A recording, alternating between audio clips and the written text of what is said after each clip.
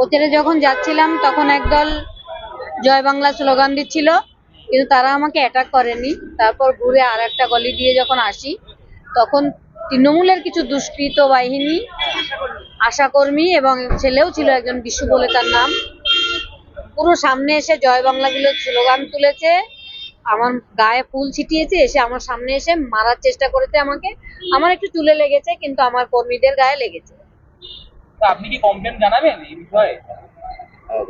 অবশ্যই জানাবো, কিন্তু আমি চাই না ভোটের আগে এইসব করা হোক। তৃণমূল ভয় পেয়েছে আমাকে, প্রচন্ড ভয়ে আছে, তাদের দাঁত নখ বার করেছে। শেষ আমাকে, আমার মেয়েকে মেরে তো ক্ষান্ত হয়নি, তারপরে 9ই আগস্ট আমার উপরও আক্রমণ করেছিল পুলিশ, সেটাও পারেনি। এখন চাইছে আমাকে মেরে ফেললে হয়তো আর কেউ বিচার চাওয়ার থাকবে না। কিন্তু আমি যতদিন বেঁচে থাকবো আমার মেয়ের জন্য লড়েই যাব, আর ওদের আমি শেষ দেখে ছাড়বো। বাংলার সব মেয়েরা, নারীরা সুরক্ষিত যাতে থাকে, সেই জন্য আমার এই লড়াই সবসময় জারি থাকবে, যতদিন আমি বাঁচবো।